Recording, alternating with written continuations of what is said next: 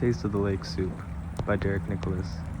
Ingredient overview: beaver, beaver broth, rendered beaver fat, hand-harvested wild rice, American lotus roots,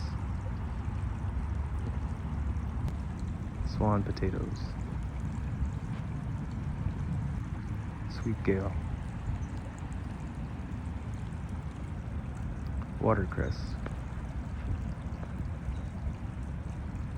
prickly ash berries ground, colt's foot salt, sweet gale catkins ground. To prepare this dish, put your wild rice in a pot and give it a good rinse. Rinse it until the rice is clean. Fill the pot with water, approximately 1 cup of rice to 2 cups of water. If you're outside, get your fire going.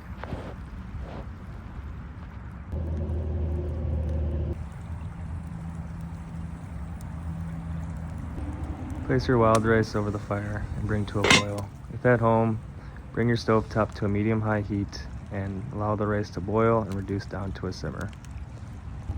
Now season your beaver meat with colt's foot salt, prickly ash berries, and sweet gale. Do so generously. If at home, add rendered beaver fat to a pan and bring to a medium-high heat. Sear both sides of the beaver meat. If out in the woods, harvest some green wood, make a skewer, skewer the beaver meat, and roast over the fire. Periodically, check on your wild rice. Make sure that all the water is not evaporated and that the bottom is not burning. Once the water evaporates, add your beaver broth. Also add in the remaining ingredients: the lotus roots, the swan potatoes, and the sweet gale leaves. The sweet gale leaves will act as an indigenous bay leaf and add further flavor. Then add in your roasted beaver and allow it to simmer. Occasionally stir the pot and check on the tenderness of the ingredients. Once tender, add your watercress and allow it to simmer shortly. This will eliminate any risk of overcook.